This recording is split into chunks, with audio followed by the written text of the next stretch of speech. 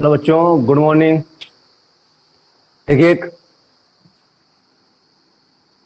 हम लोगों ने जो किया था उसके आगे का पॉइंट जो है आज समझिए। देखिए, हम लोगों ने जो है इलेक्ट्रोड विभव को प्राप्त करने वाले जो है कारक देखे थे। अब जो हम लोग जो है सबसे इंपॉर्टेंट चीज देखेंगे जो सबसे ज्यादा पूछी जाती है। डालिए अब लोग, गैल्वेनिक सेल,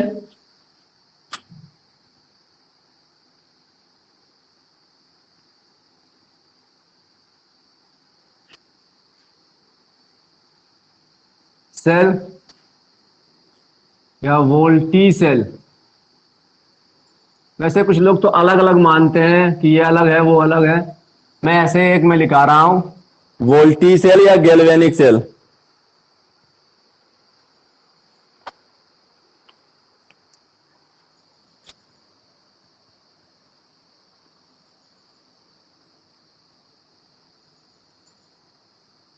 गैल्वेनिक सेल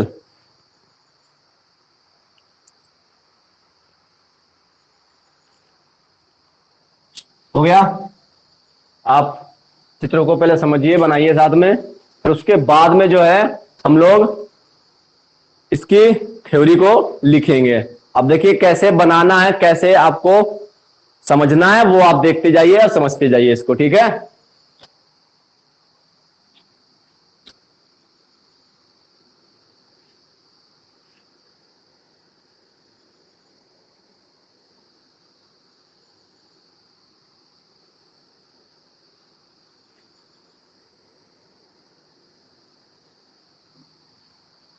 ये एक बीकर है हमारा। थोड़ा और नीचे से बनाता हूं मैं, थोड़ा नीचे से बनाता हूं।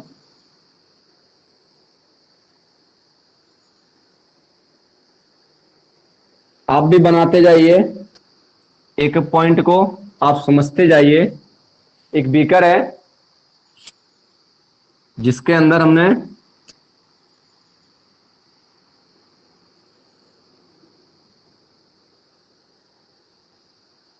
इलेक्ट्रोड डाल रखा है। ये इलेक्ट्रोड जो है हमारा, ये जिंक का है, जिंक का इलेक्ट्रोड है।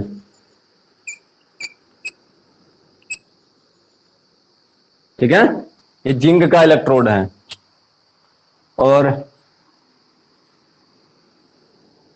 ये बीकर है बेटा हमारे पास।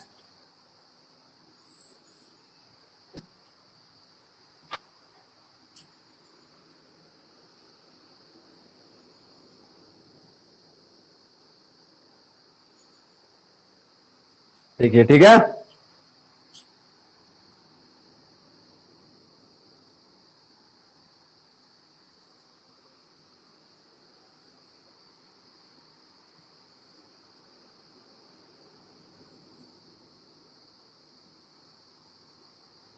ये हमारा जो है कॉपर का इलेक्ट्रोड है या कॉपर की छड़ है, जो भी आप लिखना चाहो।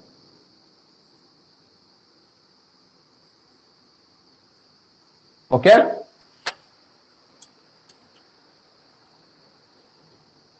हो गया। आप बनाते जाना बेटा।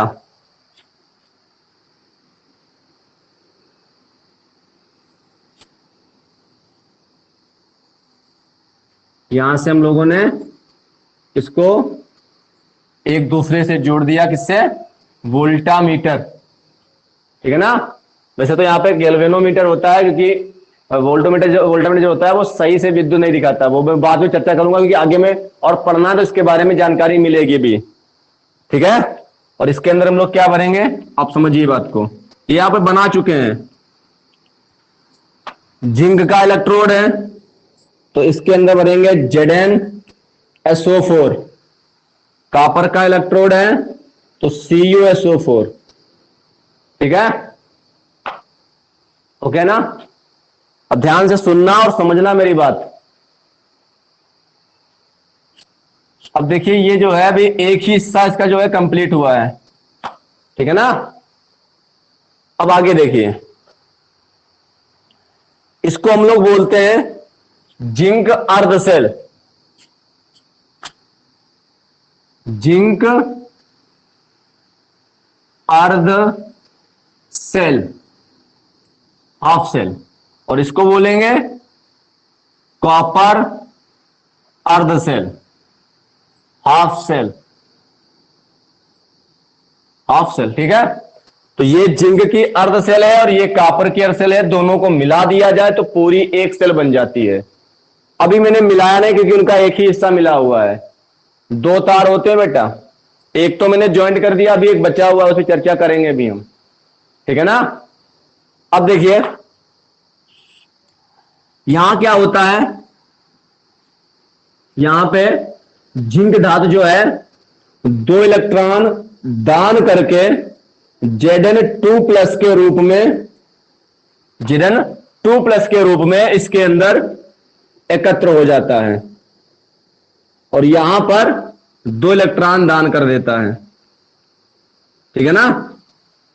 आप जानते हैं किसी भी मेटल में विद्युत का जो प्रवाह है वो इलेक्ट्रॉनों के कारण होता है, जबकि किसी विलयन में विद्युत का प्रवाह, विलयन में विद्युत का प्रवाह आयनों के कारण होता है। ये पॉइंट याद करना और सुनना और समझना।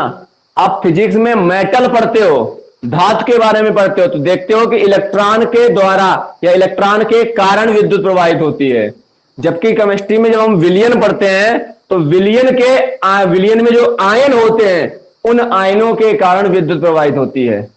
अब यहां देखिए आप, तो यहां पे जो ये जिंक की जो छड़ थी, जो इलेक्ट्रोड था, उसने क्या किया, 2 इलेक्ट्रॉन दान करके Zn2+ के रूप में वो विलयन में चला गया, जली विलयन में चला गया। ये एक्वस होता है। ओके, चला गया Zn2+। तो यहां पे 2 इलेक्ट्रॉन वो दान करके गया, यानी कि पूरी की पूरी इलेक्ट्रोड कैसी हो गई, निगेटिव हो गई। ये निगेटिव होता है। ओके, कैसा होता है, निगेटिव होता है। अब देखते जाओ, सुनते जाओ, समझते जाओ मेरी बात को। हो गया, क्लियर हो गया। अब ये इलेक्ट्रॉन जो है यहां से इस तरफ जाएंगे और ये जो है कॉपर जो है यहां पर, इसके अंदर Cu2+ के रूप में है, Cu2+ के रूप में। ठीक है, तो क्या करेगा वो, यहां से आने वाले इलेक्ट्रॉनों को ग्रहण करेगा और Cu के रूप में यहां पे जाके चिपक जाएगा। तो यहां पे ये Cu2+ है, तो Cu2+ है, मतलब यहां पे ये पूरा इलेक्ट्रोड प्लस है, यानी कि ये इलेक्ट्रोड कैसा होगा, पॉजिटिव होगा। आप देख रहे हो कि ये इलेक्ट्रॉन जिडन यहां इलेक्ट्रॉन छोड़ के गया, तो पूरी की पूरी भाई, पूरी की पूरी इलेक्ट्रोड जो है वो जिंक से बनी है, तो जिंक जो है इलेक्ट्रॉन छोड़ता जाएगा और Zn2+ के रूप में जली विलयन में घुलता जाएगा। तो यहां पे इलेक्ट्रॉन इलेक्ट्रॉन हो जाएंगे, जिसके कारण ये पूरी की पूरी इलेक्ट्रोड निगेटिव हो जाएगी। वही इलेक्ट्रॉन ये कॉपर ग्रहण करेगा Cu2+, तो ये Cu2+ के रूप में जो है ये पूरी की पूरी छत पॉजिटिव हो जाएगी। क्लियर है ना। आगे देखिए, ये निगेटिव है, इसको एनोड बोलते हैं। ये पॉजिटिव है, इसको कैथोड बोलते हैं। जिंक वाले अर्ध सेल को एनोड, कॉपर वाले अर्ध सेल को कैथोड बोलते हैं। हिंदी में लिख देता हूं मैं,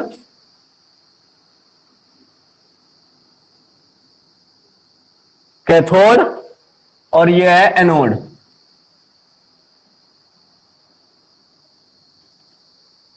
इतना क्लियर हो गया। अब आगे देखिए,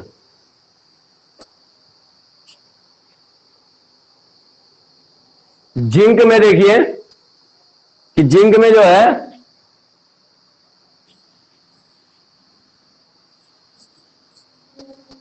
थोड़ा छोटा लिख रहा हूं बेटा, कुछ फिर लिखना है वो आएगा नहीं, तो मैं कैथोड थोड़ा छोटा लिख रहा हूं, कैथोड। ठीक है, जिंक अर्ध सेल और Cu की अर्ध सेल। अब सुनिए, Zn क्या कर रहा था, 2 इलेक्ट्रॉन दान करके Zn2+ बना रहा था। ओके, सुनते रहे ना। अब आप देख रहे हो इलेक्ट्रॉन दान कर रहा है, मतलब इसका हो रहा है ऑक्सीकरण, ऑक्सीडेशन, ऑक्सीकरण, यानी कि एनोड पर क्या होता है, ऑक्सीकरण होता है। पहले आप समझ लीजिए मेरी बात को बेटा, ठीक है ना। अब आप कैथोड पे आ जाइए। Cu2+ था जो 2 इलेक्ट्रॉन ग्रहण कर रहा था और Cu बना रहा था, सॉलिड था, एक्वस फॉर्म में चला गया, एक्वस था, सॉलिड फॉर्म में चला गया। तो आप देख रहे हो इलेक्ट्रॉन ग्रहण कर रहा है, यानी कि रिडक्शन हो रहा है, हिंदी में बोलते हैं अपचयन। यानी कि कैथोड पर क्या होता है, अपचयन होता है। जरूरी नहीं है बेटा कि जहां कैथोड होगा वहां अपचयन नहीं होगा, आगे जाके आप खुद देखोगे, अभी सले पढ़नी बहुत सी है बातें। ओके हो गया ना। एनोड निगेटिव और ऑक्सीडेशन, कैथोड पॉजिटिव, अपचयन, हो गया था ना। अब ये जो सेल है हमारी, ये सेल जो है अभी आधी जुड़ी हुई है, अब इसको हम लोग पूरा जोड़ते हैं। ओके, तो इसको पूरा जोड़ने के लिए देखो, ये बाहर से तो जुड़ गए, अंदर से जोड़ने के लिए इसमें जो है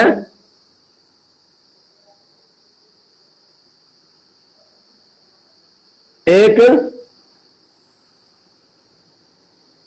साल्ट ब्रिज लगा दिया जाता है, इसको बोलते हैं साल्ट ब्रिज, लवण सेतु। ये लवण सेतु है, इसके अंदर जो है अगार अगर भर दिया जाता है, अगर अगर, वो कैसे क्या है मैं अभी आपको बताता हूं। इसके अंदर अगर अगर भर दिया जाता है, जेली की टाइप में, आपने देखा है पेस्ट, देखा है पेस्ट भर दिया जाता है, अगर अगर का पेस्ट बना के भर दिया जाता है। आपने देखा है सुबह सुबह आप मंजन करते हैं, टूथपेस्ट देखा है ना, वैसा ही पेस्ट इसके अंदर भर देते हैं। ना ही वो ठोस होता है, ना ही वो लिक्विड होता है। अगर लिक्विड भरेंगे वो सब एक जगह एकत्र हो जाएगा, कोई फायदा ही नहीं है। तो यहां पे क्या भरते हैं, एक पेस्ट बना के भरते हैं, अगर अगर इसको बोलते हैं हम लोग। उसके अंदर क्या क्या भरते हैं वो मैं आपको बोलता हूं, आप सुनिए, ध्यान समझिए।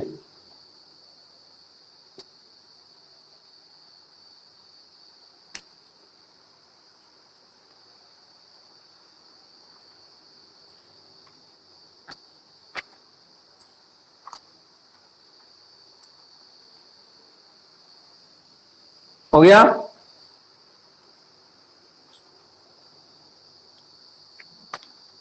क्या मैंने बोला, अगर अगर भरते हैं,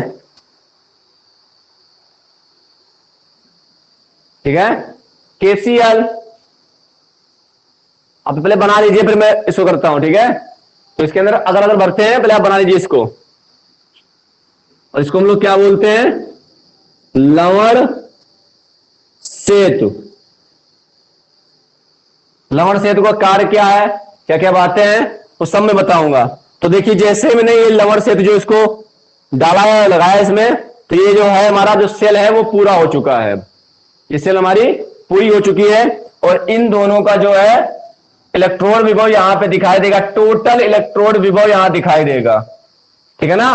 तो ये जो सेल है वो हमारी कंप्लीट हो चुकी है, ठीक है।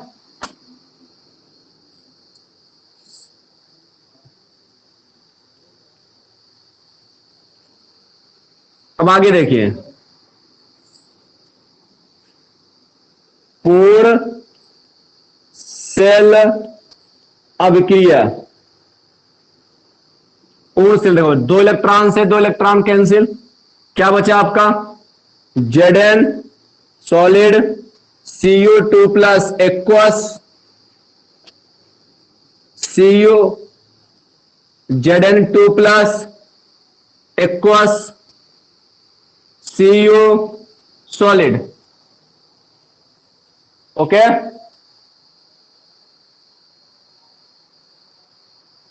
अगर नहीं दिख रहा है तो बेटा मैं थोड़ा एडजस्ट करता हूं इसको,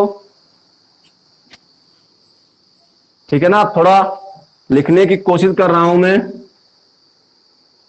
Zn Cu2 + aqueous Zn2 + aqueous Cu solid। ये है सेल की पूर्ण सेल की अपक्रिया, ठीक है। इतना हो गया।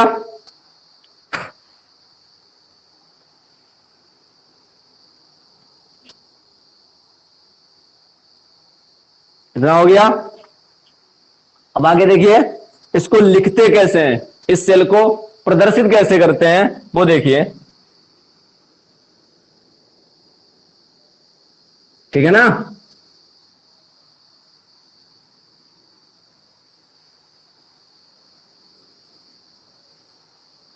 इलेक्ट्रॉन को क्या लिखते थे, ई Zn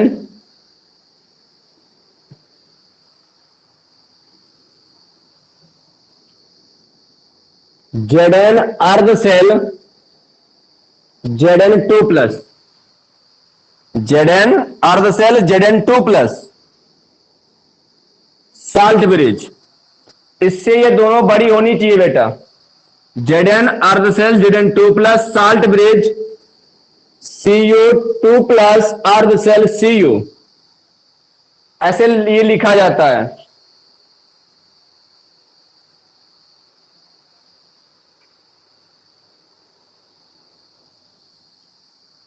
हो गया, लिखने का तरीका ये, सॉलिड था एस दिखा देना, ये जलीय था एक्वस दिखा देना, ये एक्वस था AQ बना देना, यहां पर सॉलिड दिखा देना। ये एक सेल को रिप्रेजेंट करने का तरीका है बेटा आपका। आप सेल बना लीजिए पूरी, कैसे मैंने बनाई आप देख लीजिए।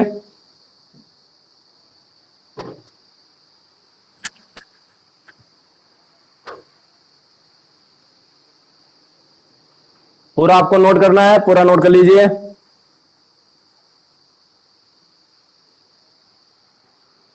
आप पूरा कर लीजिए।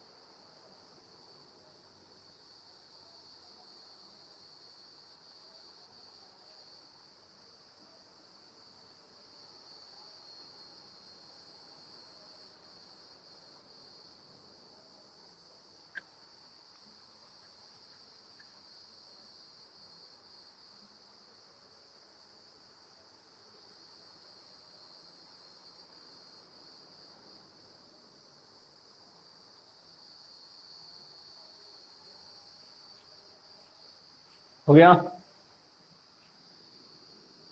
ये जो है 1 मोलर होता है,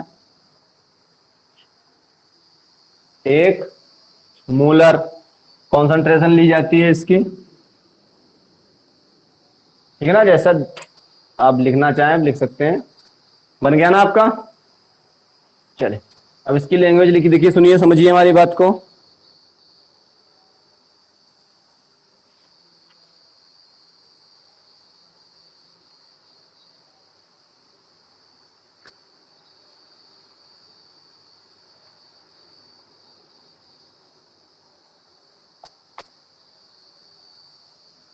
देखिए आप अपनी इसको लैंग्वेज में कैसे लिखेंगे। ये क्या है हमारा जिंक का, तो एक बीकर लेते हैं जिसमें जिंक का इलेक्ट्रोड डालते हैं, जिसमें जिंक सल्फेट का 1 मोलर सांद्रता वाला जिंक सल्फेट का जलीय विलयन भर देते हैं, तथा दूसरे बीकर में कॉपर का इलेक्ट्रोड डालते हैं जिसमें 1 मोलर सांद्रता वाला कॉपर का जलीय विलयन, कॉपर सल्फेट का जलीय विलयन भर देते हैं। दोनों इलेक्ट्रोडों को वोल्टामीटर से जोड़ देते हैं। जिंक की इलेक्ट्रोड नेगेटिव ऋणात्मक होती है तथा कॉपर का इलेक्ट्रोड पॉजिटिव होता है। जिंक का इलेक्ट्रोड एनोड का कार्य करता है, जबकि कॉपर का इलेक्ट्रोड कैथोड का कार्य करता है। जिंक इलेक्ट्रोड पर ऑक्सीकरण तथा कॉपर इलेक्ट्रोड पर अपचयन क्रियाएं होती हैं, ठीक है ना। सेल को पूरा करने के लिए सेल के आंतरिक परिपथ को साल्ट ब्रिज के द्वारा जोड़ दिया जाता है। साल्ट ब्रिज के अंदर केसीएल का बना हुआ पेस्ट भरा होता है। सेल के पूर्ण होते ही वोल्टामीटर में इलेक्ट्रोड विभव दिखाई देता है, इलेक्ट्रोड विभव की इलेक्ट्रोड विभव का मान दिखाई देता है। सेल की जिंक सेल की और सेल की अपक्रिया इस प्रकार है।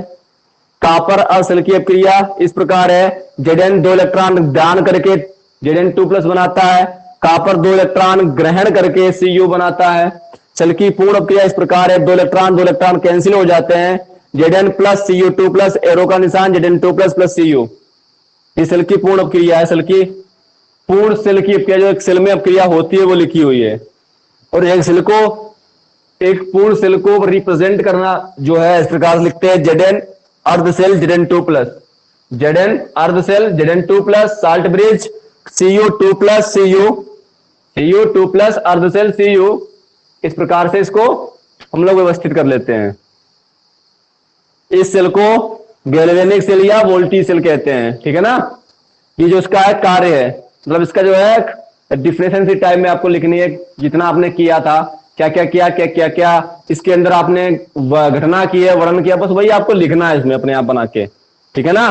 तो अपने आप बना सकते हो, क्योंकि इतना जो बनाने वाला जो काम है अगर मैं अपनी लैंग्वेज में लिखाऊंगा और आप याद करोगे तो आप मुझे नहीं लगता कुछ समझ में आएगा।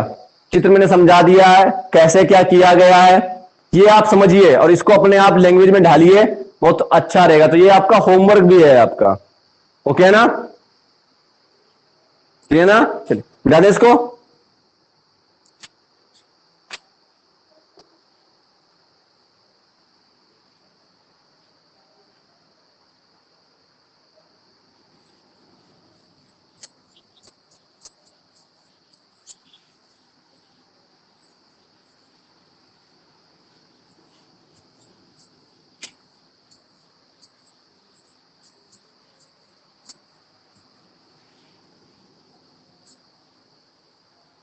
तो हम लोगों ने क्या देखा, जब हम लोगों ने जो सेल बनाई थी जिसमें हमने 2 अर्ध सेल लिए थे जिनको आपस में जोड़कर एक पूर्ण सेल बनाया था, उस पूर्ण सेल में जो है जिंक और कॉपर हमने यूज किया था। तो जिंक और कॉपर का टोटल का वोल्टामीटर में जो है इलेक्ट्रोड विभव दिखाई देता है, किसी एक का नहीं दिखाई देता है।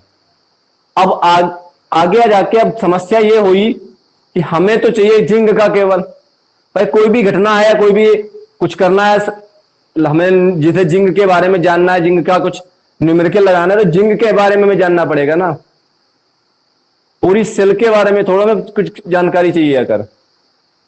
तो अब जिंक के बारे में जानकारी चाहिए, तो जिंक का जो इलेक्ट्रोड विभव था वो नहीं ज्ञात था, उस पूरी सेल का इलेक्ट्रोड विभव ज्ञात था।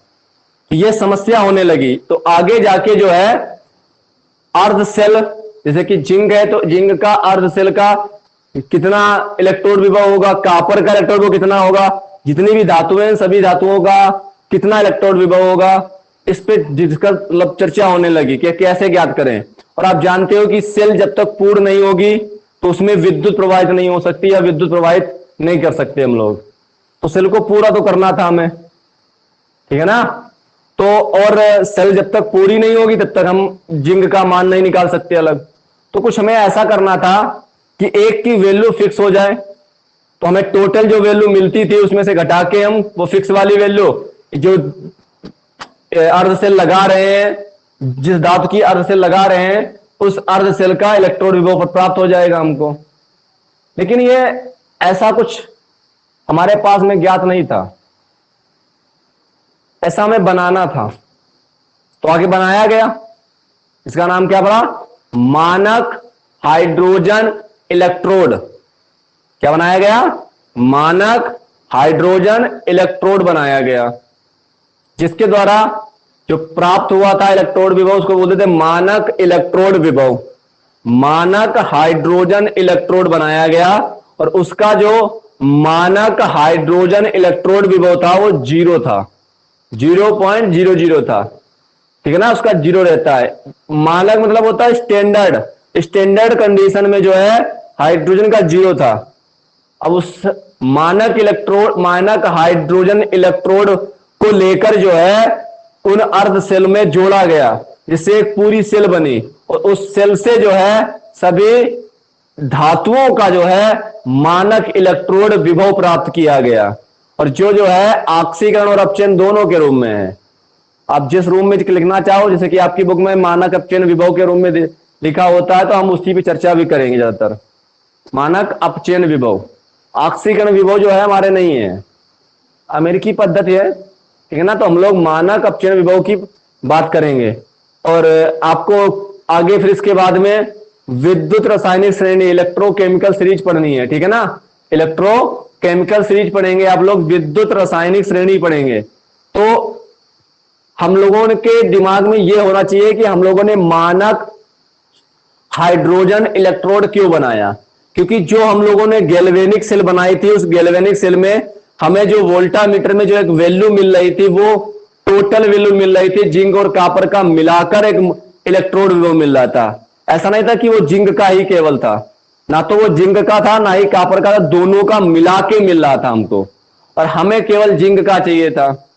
आगे जाके जो हमारे पास में जो समस्याएं हैं उन समस्याओं को देखते हुए जो है हमें केवल जिंक का, हमें केवल कॉपर का, हमें केवल प्लेटिनम का, हमें केवल एल्यूमिनियम धातु का, ऐसे सभी अलग अलग धातुओं का चाहिए था, एक में नहीं चाहिए था, मिक्स नहीं चाहिए था। तो उसको निकालने के लिए इलेक्ट्रोड विभव प्राप्त करने के लिए, अलग अलग धातुओं का इलेक्ट्रोड विभव प्राप्त करने के लिए मानक इलेक्ट्रोड विभव बनाया गया। और मानक इलेक्ट्रोड विभव का जो बनाया गया था वो था मानक हाइड्रोजन इलेक्ट्रोड, और उस मानक हाइड्रोजन इलेक्ट्रोड का इलेक्ट्रोड विभव जो था, मानक इलेक्ट्रोड विभव जो था वो 0.00 था, जिसके आधार पर जो है हम लोग किसी का भी इलेक्ट्रोड विभव निकाल सकते हैं। तो आगे जाके हम लोगों को यही पढ़ना है, ओके ना। क्या पढ़ना है? मानक इलेक्ट्रोड विभव, मानक इलेक्ट्रोड विभव। तो हेडिंग डाल लीजिए आप लोग, मानक इलेक्ट्रोड विभव, या मैं बोल देता हूं मानक हाइड्रोजन इलेक्ट्रोड। पहले लिख लीजिए आप, मानक हाइड्रोजन इलेक्ट्रोड।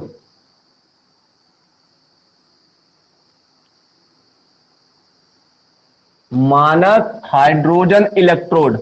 ये कैसे बनाया गया, क्या बनाया, शायद आपने कुछ हाई स्कूल में पढ़ा भी होगा, थोड़ा थोड़ा नहीं पढ़ा तो यहां पे आप पढ़ेंगे तो चित्र देखेंगे, समझेंगे, ठीक है ना। ओके ना, चल अब बाकी अगले वीडियो में करेंगे।